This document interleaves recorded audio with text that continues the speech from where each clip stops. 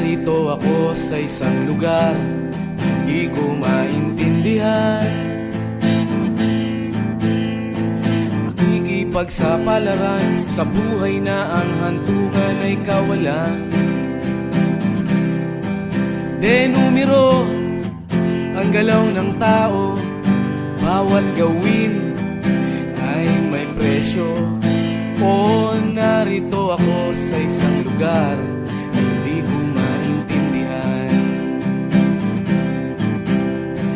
Daing ng tao'y di pinapansin, lilipad ng hangin. Pagkain sa araw-araw, hindi malaman paano pagkakasyahin.